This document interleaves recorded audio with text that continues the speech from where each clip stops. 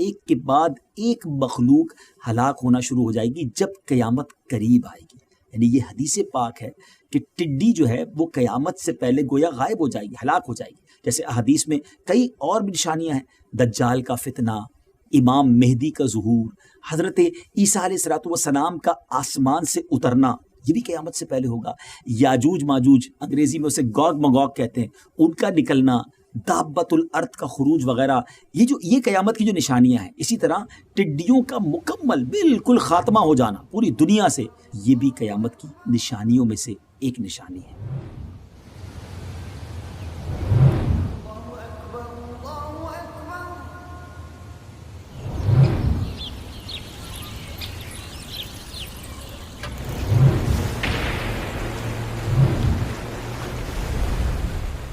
السلام علیکم ورحمۃ اللہ وبرکاتہ. ناظرین، آج سے ہم ایک بڑی انوکھی اور پیاری ویب سیریز آپ کے لیے شروع کر رہے ہیں.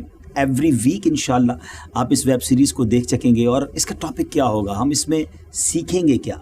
اس میں انشاءاللہ ہم قیامت کی نشانیوں کو اسٹیپ بائی اسٹیپ بیان کریں گے اور بڑی امیزنگ باتیں ہوں گی، شاید بہت سو کے لیے بڑی نیو ہوں گی، کیونکہ بہت ساری افواہیں قیامت کی نشانیوں کے بارے میں، مسکنسیپشنز ہم سنتے ہیں.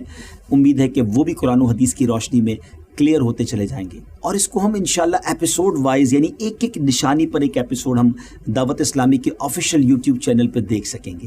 آپ اپنے کمنٹس کریں گے، آپ کے کوسچنز آئیں گے، اور انشاءاللہ ہماری کوشش ہوگی کہ اگلے ایپیسوڈ میں آپ کے ان کوسچنز کو بھی ایڈریس کیا جائے، آپ کے ان کمنٹس کو بھی دیکھا جائے اور پڑھا جائے.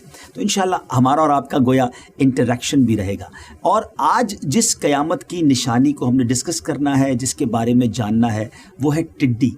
اور واقعی آج کل ہمیں بہت سارا ٹڈی کے بارے میں سننے کو بھی ملتا ہے، لیکن اب سمجھنا یہ ہے کہ بیسیکلی ٹڈی کیا ہے، قرآن و حدیث کی روشنی میں اس جانور کے بارے میں ہمیں کیا سیکھنے کو ملتا ہے. اور یہ بھی ہم سمجھنے کی کوشش کریں گے کہ قیامت سے پہلے ایسا کیا ہوگا ٹڈی کے حوالے سے، وہ بھی آج کے ایپیسوڈ میں آپ جانیں گے. تو ہمارے ساتھ اچھی نیتوں کے ساتھ شامل رہیے. سب سے پہلے ہم آپ کو یہ بتاتے ہیں کہ اللہ تبارک و تعالیٰ نے قرآن پاک کے 27ویں پارے سورہ قمر آیت نمبر 7 میں ٹڈیوں کا ذکر اس طرح فرمایا کہ قیامت کے دن جو لوگ محشر کی طرف اٹھائے جائیں گے ان کو پھیلی ہوئی ٹڈیوں سے تشبیہ دی.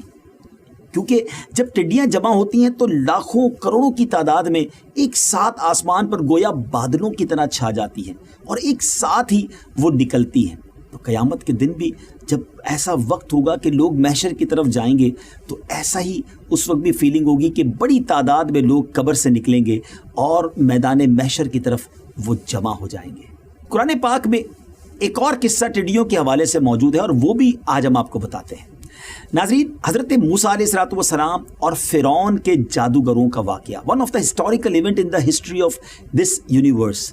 آپ نے سن رکھا ہوگا کہ حضرت موسیٰ علیہ الصلوۃ والسلام کے مقابلے میں فرعون جادوگر لایا تھا اور بعد میں وہ سب جادوگر مسلمان ہو گئے تھے. اور مسلمان بھی ایسے ہوئے کہ پھر فرعون جیسے ظالم اور بے باک شخص کی دھمکیاں بھی ان کو اپنے ایمان سے نہ ہٹا سکیں، ایمان سے وہ کسی طرح پیچھے نہ ہٹے، بلکہ فرعون کو ایسا جرأت مندانہ جواب دیا جسے اللہ تبارک و تعالیٰ نے 19 پارہ سورہ شعراء میں آیت نمبر 50 اور 51 میں کچھ اس طرح بیان فرمایا ہے.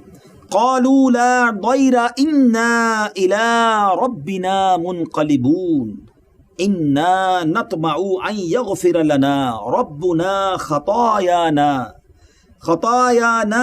ان كنا اول المؤمنین. ترجمہ کنز الایمان، وہ بولے کچھ نقصان نہیں، ہم اپنے رب کی طرف پلٹنے والے ہیں، ہمیں طمع ہے کہ ہمارا رب ہماری خطائیں بخش دے، اس پر کہ ہم سب سے پہلے ایمان لائے. ناظرین، مگر جب جادوگروں والے واقعے اور ان جادوگروں کے ایمان لانے کے بعد بھی فرعونی اپنے کفر و سرکشی پر جب جمے رہے تو آخرکار کیا ہوا؟ پھر اللہ تبارک و تعالیٰ نے گویا ایک اور ان پر نشانی بھیجی. حضرت موسیٰ علیہ الصلوۃ والسلام نے دعا کی تھی کہ یا رب، فرعون زمین میں بہت سرکش ہو گیا ہے اور اس کی قوم نے بھی عہد شکنی کی ہے، یعنی وعدہ خلافی کی ہے.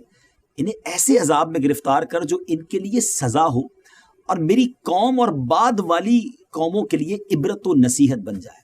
ناظرین، اب ایک عجب دور شروع ہوا، ایک عجب واقعہ شروع ہوا. اللہ تبارک و تعالیٰ نے طوفان بھیجا اور ہوا یوں کہ بڑے بڑے کلاؤڈز آئے، بادل آئے اور ڈارک اندھیرا ہو گیا اور کثرت سے ایبنڈنٹلی بارش ہونے لگی. فرعونیوں کے گھروں میں پانی بھر گیا اور ایسی رین ہوئی کہ وہ اس